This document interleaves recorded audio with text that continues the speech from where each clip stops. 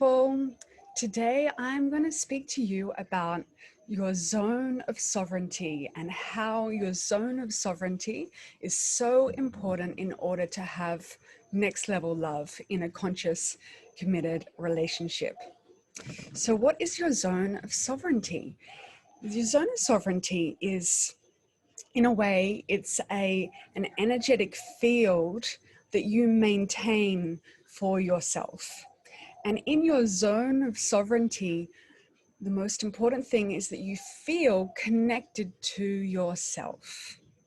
And there's so many different ways that you can cultivate your this connection with yourself.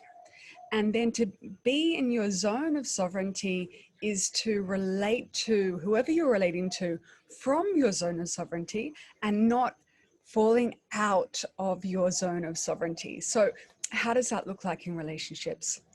So obviously in a relationship, small compromises are just a part of the deal. When there's two people, we're kind of navigating between each other's needs and we're trying to find the balance. And what we really need to look for is that both partners stay in their field of sovereignty and that neither come out into the other person's field and leaving their own. And so if, for instance, if someone asks you something, if your partner asks you something like, oh, I really need this thing and I really want to do this thing. And then you say, yeah, I'll do this thing. Even though you know that you don't have the energy for it. And it's actually probably not really right for you. That's a way of leaving your zone of sovereignty. And as I said before, sure, compromises sometimes are just part of the deal.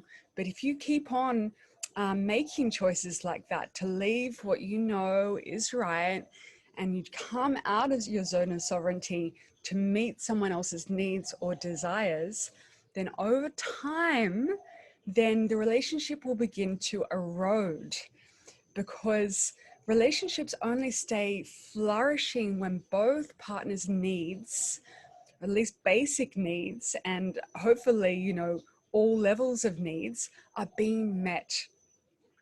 And if you are coming out of your zone of sovereignty frequently, then you're not meeting your own needs.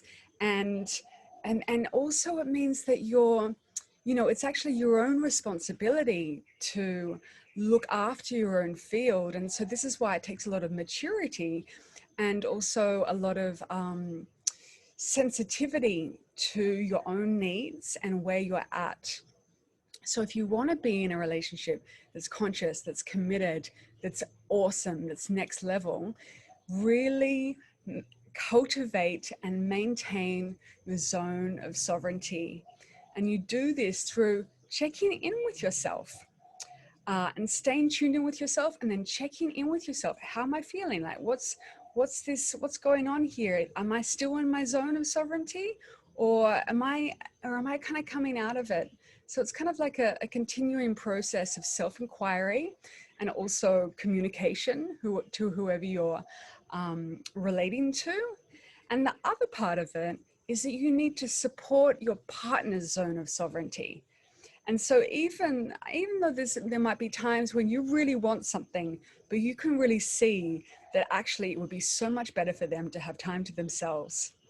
For example, to respect their zone of sovereignty is to be like, okay, I want this thing, but I see that's not what you really need right now. So I'm going to respect what you need so you can cultivate your zone of sovereignty. So when you come over to help me and meet with me, then we are doing it in a way that we both are resourced, we're both in touch with ourselves individually, so we can come together and share and create and love each other from fullness. So that's what the cultivating and respecting each other's sovereignty is all about. It's about creating really healthy relationship dynamics that allow for next level love. So I hope that this has been helpful, and I encourage you to keep on checking in of what it feels like to be in your zone of sovereignty, and also what it feels like to kind of come out of your zone of sovereignty. And what are the ways that you do that? And also, what are the ways that you perhaps take who you're relating to and like perhaps not respect the zone of sovereignty of who you're relating to in the way that you actually really, really need to be doing. Okay, sending you so much love. Do you want to know how I attracted a deeply loving partner who's fully committed to me? I worked on myself.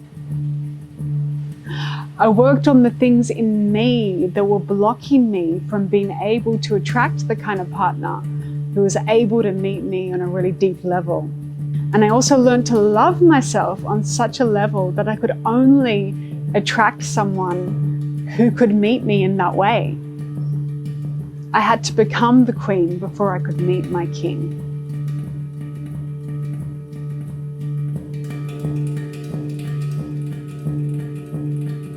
The thing is that if you try and attract someone without really doing the inner work, then you might just attract another emotionally unavailable person who's unable to really meet you because you haven't learned to really meet yourself and you haven't really learned to have a conscious relationship.